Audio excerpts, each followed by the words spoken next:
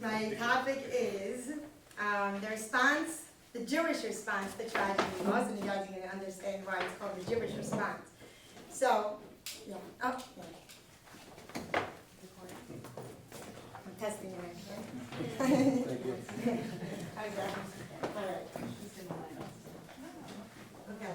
So on Tish'a BeAb, we mourn the destruction of the temple, as we all know, right? The house of God, the place where we would perform our holy rituals, the place where we thanked God, praised God, and repented to God by means of korbanot, sacrifices.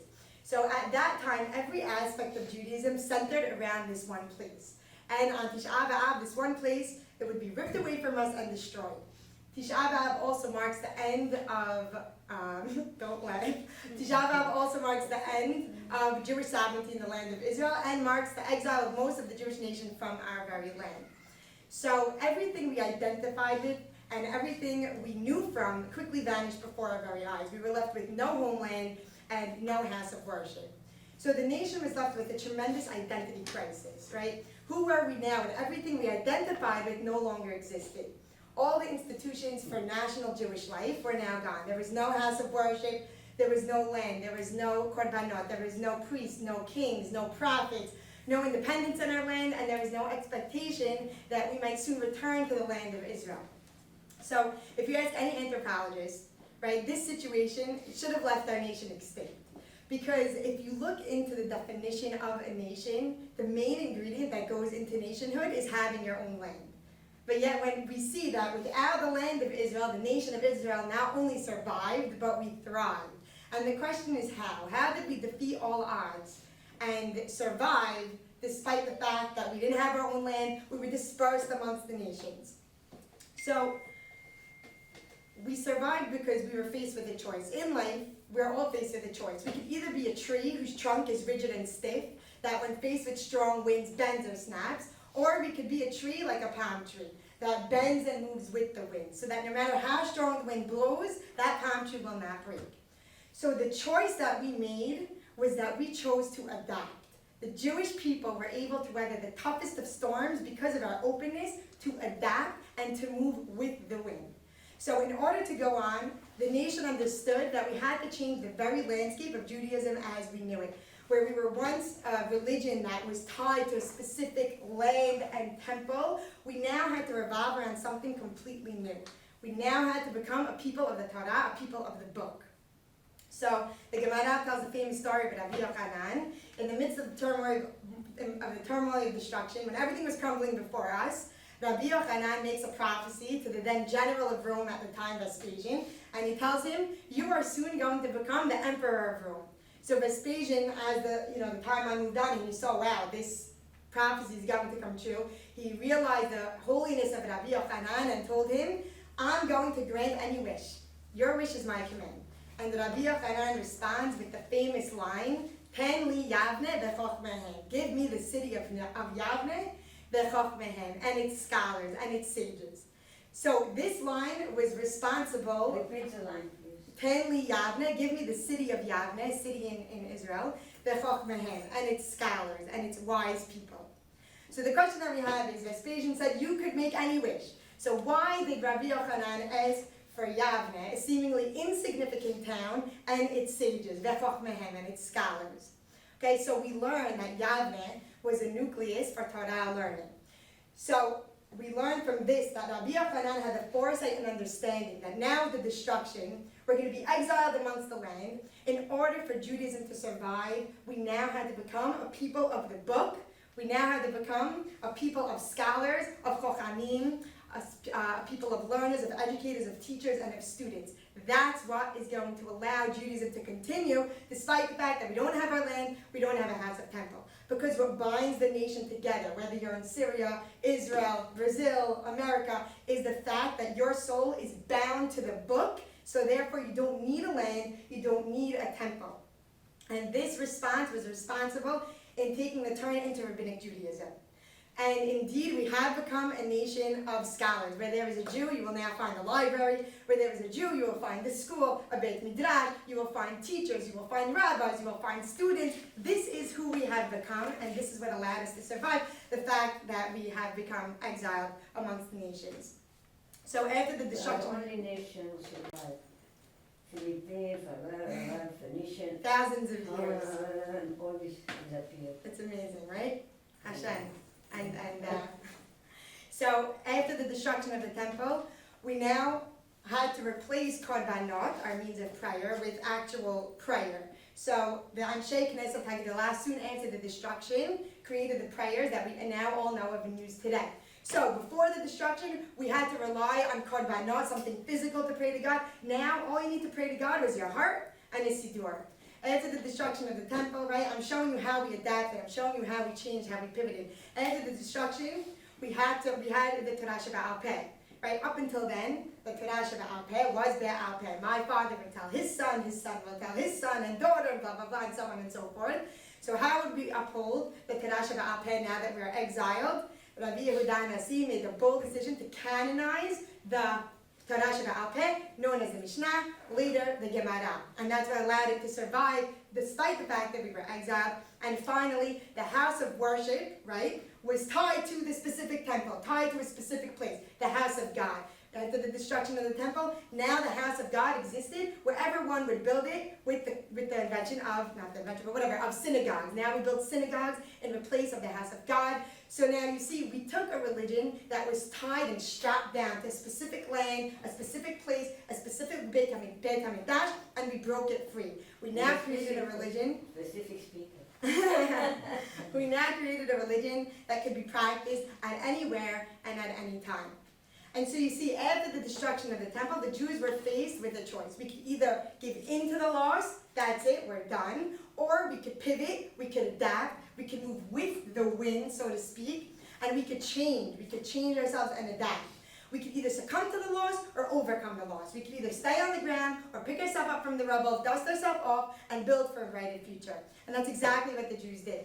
And this willingness and this openness for the Jewish people to adapt is what allowed the Jewish people to survive thousands of years of catastrophe. We see that after the Spanish expulsion, our fate as a nation did not end there. We built new communities elsewhere, we built new schools elsewhere, we built new synagogues elsewhere. After the Holocaust, when our nation was at the brink of existence, literally, we fought for the land of Israel, we built one of the strongest armies in the world. After our own ancestors escaped Syria from persecution, we came here penniless. We built thriving businesses, thriving communities, shuls, schools. This is who we are as a Jewish people. We dust ourselves up. We don't let loss overtake us. And this hopeful and optimistic approach towards loss is illustrated throughout our text. That's why I call it the Jewish response to tragedy and loss, because it's literally embedded in our text how we respond to loss. So we're going to start with the source sheet now. So we're at the first source sheet. I only have 45 minutes, so I'm going to paraphrase a lot of it. So, after the destruction of the temple, many Jews were putting extra restrictions upon themselves. They weren't eating meat, and they weren't drinking wine, so on and so forth. So, Rabbi Yehoshua asked the students when he found out, why aren't you eating meat? Why aren't you drinking wine? You'd think he'd be happy about this. You're putting extra restrictions upon yourself. Wow, restrictions, good. No, he was not happy. They said, how could we eat meat? Right? How could we eat meat when meat reminds us of the korbanot that we would sacrifice in the Beit HaMikdash? How could we drink wine when we would pour wine as a libation upon the altar?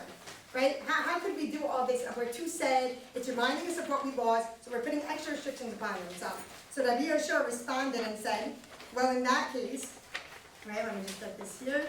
In that case, don't drink water, because we would use water in the Beit HaMikdash. Don't eat bread, because we would use wheat in the Beit HaMikdash.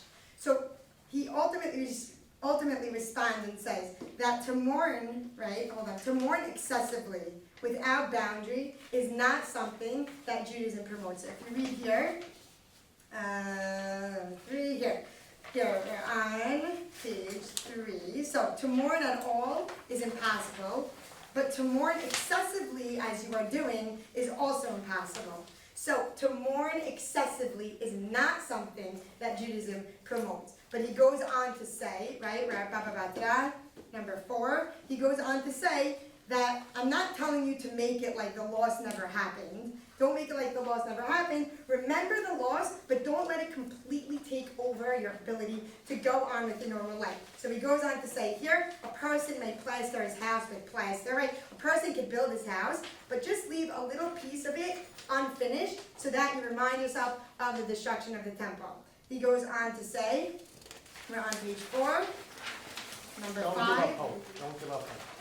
Huh? Don't give up hope. Exactly. Don't give up hope. Don't not build the house. Build the house. Leave a small piece undone. When you're making a meal, make a delicious meal. Leave a small piece undone so that you remind yourself of the destruction of the temple. Don't allow your loss to affect your ability to go on with your normal life. So we're going on to the next source. So after the destruction of the temple, we are on page 5. Okay, so after the destruction of the temple, Rabbi Akiva and his students were walking, and they see a fox running out of the Holy of Holies. So Rabbi Akiva's students began to cry, and Rabbi Akiva began to laugh. So why this complete polar opposite response? So we're on, we're on page 5. So his 5, yeah, and source 7. Right, source 7, source 6, page 7. Okay, so then they asked him, they asked the students, why are you crying? And they said, because the Holy of Holies was the holiest place in the world, where if you enter it, you die. Now foxes are walking out of the Holy of Holies. Like, this is how bad our situation has become. We are indeed in the times of destruction. We are at the lowest of low. And it shows them that that the prophecies of destruction really came true. So they asked Rabbi Akiva, why are you laughing? And he said, because just as the prophecies of destruction came true, I know that same way that the prophecies of destruction came true, the prophecies of redemption will come true as well. So we're on page 6. Hold on, let me get to it. Here. Okay. Now let me find it. Here. Page 8. Now that I have seen the prophecies of destruction fulfilled, I believe that the prophecies of redemption will be fulfilled as well. So the Gemara is putting this specific story in to show that at the times where you think that there's nothing left, right? Rabbi Akiva is laughing. There's something positive to see, even in the darkest of moments. His students are crying, Rabbi Akiva is laughing. There's always something positive to see. The next source that we're going to look into is a Chayai, who's a prophet. And it says, we're on 10, page 8. Kor amar Hashem tzava'ot, tzom ha'revi'i, v'tzom ha'chamishi, v'tzom ha'shavi'i, v'tzom ha'asiri, yiyeh levet Yehuda, v'sasom ha'simcha, u'ma'adim tovim v'ha'emet, v'ha'shalom ehabru. So he's talking about the fast, and he's prophesying, and he's saying, the fast of the 4th month, the fast of the 5th, the fast of the 7th, the fast of the 10th, will one day be a source of joy, happiness. It will be cheerful seasons. Within those fasts are included Tish'a BeAb. So the prophet is saying, one day, this day of fasting, this day of mourning, will one day be a source of happiness, of gladness, right? Teaching us everything has the ability in life to turn around. Today it's a fast, it will one day become the complete opposite. Everything has the ability to completely flip. We go next to the next source, P'tichat Esther Rabbah. Mashiach, right? But this is not trouble, but for joy. For on that very day, Tish'a BeAb, Mashiach was born, and Israel received full payment for their sins. So the groundwork for restore and restoration was laid on the day of destruction. That's how Jews think. When everything got destroyed, that's the day Mashiach was born. And we're going to go on in the Shulchan Aruch, page 9. So this is in the Shulchan Aruch. We do not recite Tachanun, which are prayers of supplication, on Tish'a BeAb because it is called a Mo'ed, which means a holiday. The concept behind this halakha is that it serves as a sign that we are promised by God that these days will yet turn into celebration, joy, and festival. So we don't even say Tachanun on one of the saddest days in the year because we have faith that one day they will become happy. It's considered a Mo'ed, which is very interesting. The next thing I want to get into is that we have a minhag to sit on the floor on Tish'a BeAb as mourners do. I don't like it. Good. What's your opinion? Well, you look, we tear our clothes, we sit on the floor, but the minhag is, it's good you don't like it, because look, we get up at chatzot. That's the minhag. That we get up at chatzot, which is a physical representation of our ideology, that we don't sit sit on the floor all day. We don't sulk all day. We don't get consumed by the loss. We have to get up. Half day, you mourn, get up. Hajj. So good, exactly. Hajj. The next source is source 11. We're still on page 9. We're in Bereshit. This is after the flood with Noah. So what does Hashem tell Noah? After the flood, it seemed like the world ended. What does Hashem say? Be fertile.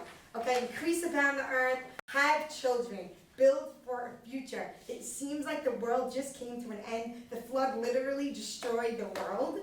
But have children. There will be a tomorrow. There will be a future. And have children because that's how you need to think. Think ahead. Think ahead. Don't get depressed by the present day. And now we're on source 12, Yirmiyahu. So this, in the context, is after the exile of the Jews from Jerusalem to Babylon. The Jews are depressed, crying by the borders of Babylon, praying to go back to Jerusalem. What does Hashem tell Yirmiyahu to tell Bnei Israel? Ko amar Hashem Tzevaot Elohei Israel L'chol Hagolah She'gilti Mishraim B'Babela.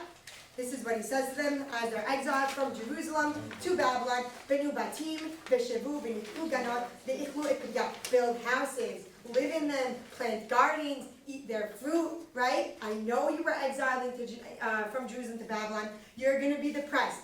Don't be depressed. I want you to build houses. I want you to plant fruit. I want you to invest in where you are. Look ahead. Don't get consumed by the loss. He goes on to say, קחו נשים והולידו בנים ובנות, וקחו לבניכם נשים ואת בנותיכם, תנו לאנשים ותלדנה בנים ובנות, ובהו שם, ואל תמעטו.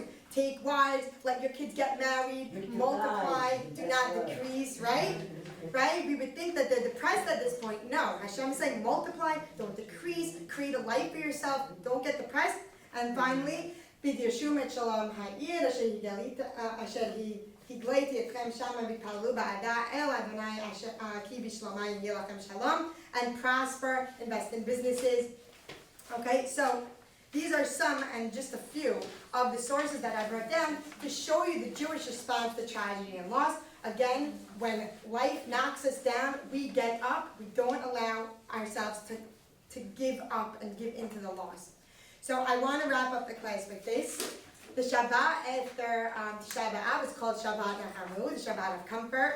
And we get that line because of specific lines in Yeshayahu, Nachamu, Nachamu Ami. But it's called the Shabbat of comfort, where we read specific passages in the Navi and in the Torah that are meant to bring us comfort after a very hard, tragic day like Tish'a BeAb.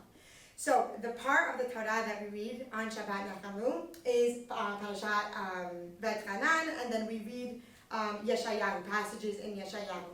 So the question that I have, first I want to go into Parashat V'etchanan. So just to give a background of where we are. So first of all, we're on page 11, source 17. So to give a context of where we are in this parasha, Moshe hits the rock instead of speaking to the rock, and therefore Hashem tells Moshe, you're not allowed to enter the land of Israel. Okay, so that's the context. You all know that story, very sad. You're not allowed to enter the land of Israel because you hit the rock instead of speaking to the rock. So, within the context, Moshe is begging Hashem, please let me enter the land of Israel. So, let's go into it. ויתאבד השם בי למענכם ולא שמע אליי ויאמר השם אליי. We're on 16. אראה נא ואראה את הארץ הטובה אשר בעבר הירדן ההר הטוב הזה והלבנון. Please Hashem, let me, I pray, cross over, see the good land on the other side of the Jordan, the good hill, and the Lebanon. Please Hashem, let me go to Israel. ויתאבד השם respond, ויתאבד השם בי למענכם ולא שמע אליי ויאמר השם אליי רב לך אל תוסף דבר אליי עוד בדבר הזה.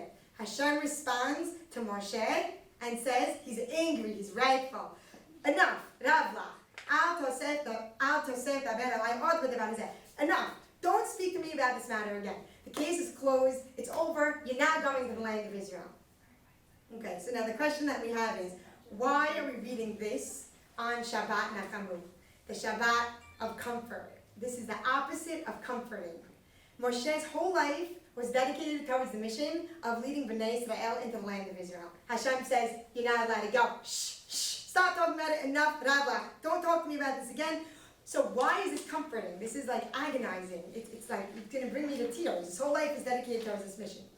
So some insight that I have into this is because sometimes the greatest source of peace and serenity that we can have in life sometimes comes from simply accepting a situation the way it is. Ravla, al tosef daber elai. I love this. Stop talking about it anymore, right? Enough. Stop talking about it anymore. Hashem maybe understood that by allowing Moshe to keep talking about it and talking about it and talking about it, it's preventing Moshe from accepting the situation. Al tosef daber elai. Stop talking about it, right? Stop. Enough. It's over.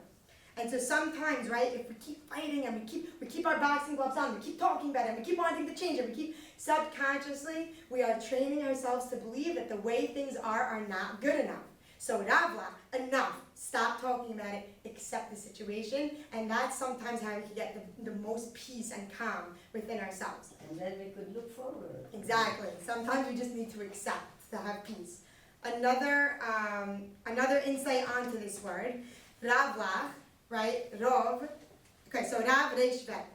The shorish is Rov, which means a lot. So Rov means, we can understand it as enough, but it also could mean Rov Lach. You have plenty, Moshe. Don't talk to me about this again, right? So Hashem is saying, Moshe, you have plenty. Don't complain anymore, right? You have so much in your life. Don't let one mishap blind you from Rav Lach, plenty to you. All the good things that we have in our life. So when we're going through something sour in our own lives, I want you to remember this line, Rav Lach, right? You have plenty. Don't let one thing that went wrong blind you to all the good things that we have in our life. Okay, so that's the parasha portion. I want to go into the Navi in Yeshayahu. So we are on page 11, source 18. Asher החזקתיך מקצות הארץ ומעצמיה וקראתיך ואומר לך עבדי אתה וחרתיך ולא מעשתיך. So Hashem is telling the Israel, I chose you, I have not rejected you, right? It is you who I drew from the ends of the earth and called from its far corners. And he goes on to say, Al tira ki imcha ani, al tista ki ani Elohecha imekticha, af hazaraticha, af tebachticha bimin tzidki. Right? Fear not, I am with you. Hashem's telling Israel, don't be scared. I strengthen you and I help you. I uphold you with my victorious right hand. So why are we reading this on Shabbat Nachamu? Because after a day like Tish'a BeAb, or even in our own lives when we experience tragedy, we could sometimes feel like God doesn't love us, like God doesn't care about us. We could sometimes feel like God forgot about us. And so we're reading these lines here. I chose you, I have not rejected you. I strengthen you, I help you, I uphold you with my victorious right hand. To remind ourselves that even in the depths of despair, one thing never changes, and that's God's love for us, and that's God's love for Bnei Israel. And then I'm going to go on to the Gemara. We're on source 20, page 12. After the destruction of the temple, they entered, right, when the Gentiles, we're on page 13, when the Gentiles destroyed the second temple and entered the sanctuary, after the destruction of the temple, they went to the Beit HaMikdash. They saw drawings of the cherubim, the little angels, clinging to one another. So, I'm sure you guys know, but in our history, when the cherubim are pointed away from each other, it shows God's anger towards Bnei Israel. When they're pointed towards each other, it shows that God's love for Bnei Israel. So again, right, after the destruction of the temple, they see this picture. This is the Gemara, illustrating this story. Whether it's true or not, I'm not sure, but it's this picture of the cherubim pointed towards each other. And it's to show us that, again, even in the hardest times where we're easily going to think that God doesn't care about us, the cherubim are pointed towards each other, but shows God's love for Bnei Israel and God's love for us. That's one thing that never changes. And sometimes the greatest love a parent shows to their child is sometimes when they take a step back and when they allow their child to go through something without stepping in and saving them. And an example that I have is that my daughter, now she's 4 years old, a long time ago. Yeah, I told you guys this. So I went to the doctor and he said the next milestone is you have to teach Brenda how to eat with a spoon. So up until then I was putting the Cheerios on her high chair and she would eat them with her hand. Now the next day comes, I put the Cheerios in a bowl and I took the spoon and she had no idea what to do with it. She's taking it, it's flying out, it got in her mouth and it flew out and I just wanted to take the spoon and put it in her mouth.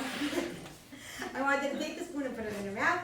But I knew that if I stepped in and helped her, I would be restricting her ability to grow and her ability to learn how to do it herself. So that's an analogy sometimes when you're going through something hard in life, sometimes God's greatest strength is sometimes resisting. That's sometimes the greatest strength, is not stepping in. That takes more strength than stepping in and helping a child. And so I'm not telling you guys this as a mere history lesson, all these stories. I'm telling you guys this to know that when you in your personal lives, me in my personal, when we deal with tragedy and loss, I want you to remember who you are and that you are a Jew. And what it means to be a Jew is that we take life by the horns and we build for a better future. We never let life get us down, and we never let any situation let us mourn. We don't get consumed, as Rabbi Yeshua says, don't get consumed by the loss. And we should quickly in our days see this fast day turn into a joyous celebration, as the prophecy says. Amen.